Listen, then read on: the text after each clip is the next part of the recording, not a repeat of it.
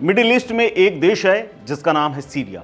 और सीरिया अपने तमाम अंदरूनी गतिविधियों, मारकाट, बम विस्फोट और तमाम आतंकी घटनाओं के लिए अब तक मशहूर रहा है।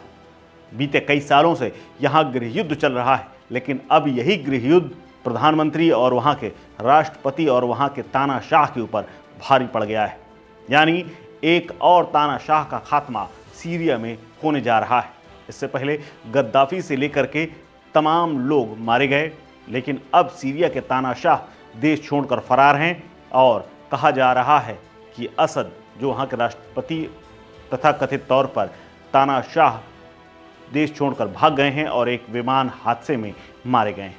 लेकिन ये असद असल में हैं कौन और कैसे एक डॉक्टर होने के साथ साथ ये कैसे धीरे धीरे देश की सत्ता में आए और उसके बाद तानाशाह बन गए। दरअसल सीरिया में साल 2011 से गृह युद्ध चल रहा है। तब से तत्कालीन राष्ट्रपति बशर अल असद के खिलाफ अब जाकर के विद्रोह अपने मुकाम पर पहुंच रहा है। ये विद्रोह कई सालों तक चला, कई उतार चढ़ाव आए और कभी ये सबसे निम्न स्तर में पहुंच गया। लेकिन अब की बार ऐसा हुआ कि असद की सरकार ही खतरे में आ गई।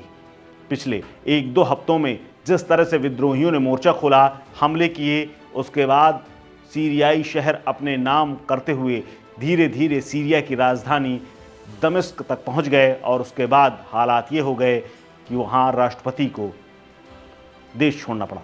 अब दमिश्क के विद्रोहियों के घेर लेने के बीच में खबर यह है कि 24 साल तक सीरिया के राष्ट्रपति रहे बशर परिवार समेत देश छोड़कर भाग गए हैं। वो अपने पिता का 29 साल का रिकॉर्ड तोड़ नहीं सके। अब सवाल है कि आखिर ये बशर अल असद हैं कौन, जिन्होंने सीरिया के विद्रोहियों को अब तक संभाल नहीं पाए और 24 साल में ही सत्ता से बेदखल होना पड़ा, और कैसे ये एक डॉक्टर से होते हुए तानाशाह बने, ये पूरी स्टोरी आज मैं आप बताऊंगा। तो शुरू करते हैं। दरअसल हमेशा शांत और बेहद शालीन दिखने वाले असद का जन्म 11 सितंबर 1965 को हुआ था। सीरिया की राजधानी दमिश्क में वो पैदा हुए और अपने पिता अल असद हाफिज की दूसरी संतान हुई। उन्होंने सीरिया में करीब 29 साल तक शासन किया। पिता हाफिज सीरिया अलावी समूह के नेता थे, जिन्होंने बाथ पार्टी पर शीर्ष स्थान पाया और देश के राष्ट्रपति तक बन गए। हालांकि राष्ट्रपति बनने के बाद कई उतार चढ़ाव भी उनके हाथ लगे। वहीं दूसरी तरफ अगर बशर की बात करें तो बशर के 5 भाई बहन थे। इनमें से 3 अब तक मारे जा चुके हैं और बाकियों की तुलना में वो बेहद बचपन से ही शांत स्वभाव के थे, जैसा उनके पिता का स्वभाव था उससे बिल्कुल उलट। लेकिन उनकी राजनीति और सेना में रुचि कभी नहीं थी। हालांकि उनका अपने पिता के साथ ज़्यादा संपर्क नहीं रहा। बाकी भाई बहन भी अलग ही रहे।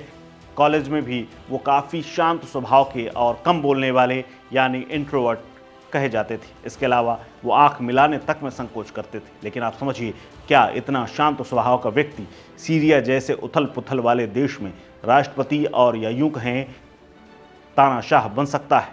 धीमी आवाज़ में बात करने वाले शांत स्वभाव के इस व्यक्ति ने जिस तरह से 24 साल तक देश में शासन किया और जिस तरह से उनका पूरा अब तख्ता पलट हुआ है, वो काफ़ी चौंकाने वाला है। अल बशर दमिश्क यूनिवर्सिटी से मेडिसिन में स्नातक की पढ़ाई करने के बाद वो सेना में डॉक्टर बन गए।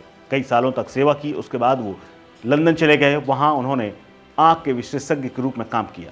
बशर के पिता उनके बड़े भाई बासिल को भविष्य में सीरिया का राष्ट्रपति बनाना चाहते थे, लेकिन कार दुर्घटना में वो मारे गए और उसके बाद सीरियाई सेना ने उन्हें लंदन से वापस बुला लिया। उसके बाद पिता ने असद को वंश का वारिस बनाने का फैसला कर लिया और बशर को सीरिया में बसा लिया।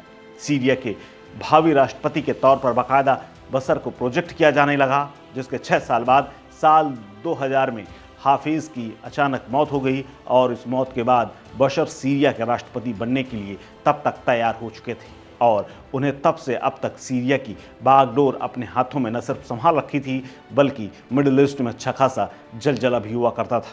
इसके अलावा सेना में भी उनकी अहम भूमिका थी। राष्ट्रपति बनने से पहले बशर सीरियाई सेना में भी शामिल थे, इसीलिए कर्नल के पद तक वो पहुंचे भी थी और उन्होंने 1998 में लेबनान फाइल की अगुवाई भी की थी और लेबनान में सत्ता परिवर्तन में बड़ी भूमिका निभाई थी। जिसके बाद उनका दबदबा और बढ़ गया था। इसके अलावा बशर ने राष्ट्रपति बनने से पहले सीरिया में भ्रष्टाचार अभियान भी चलाया था और सीरिया में इंटरनेट लाने का श्रेय भी बशर को ही दिया जाता है। इस दौरान उनकी छवि आधुनिक दौर के और सुधारवादी नेताओं के रूप में भी बनी, लेकिन इसका असर सीरिया में ज़्यादा दिखा नहीं।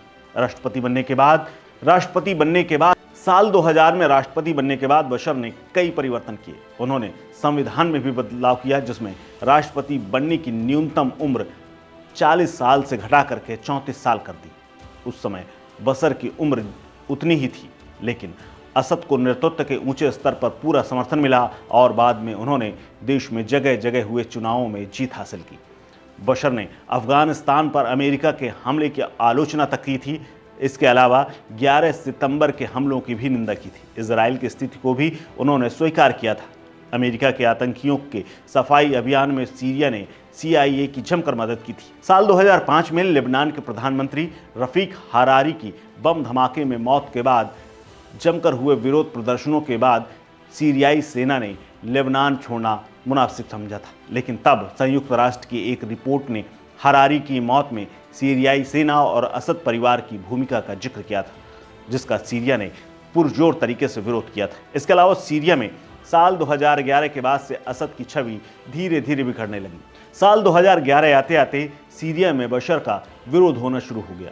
ये विरोध इतना बढ़ गया कि सेना को इसे कुचलना पड़ा। बेदर्दी के साथ बशर की छवि बनाने के लिए ये बड़ा कदम उठाया गया।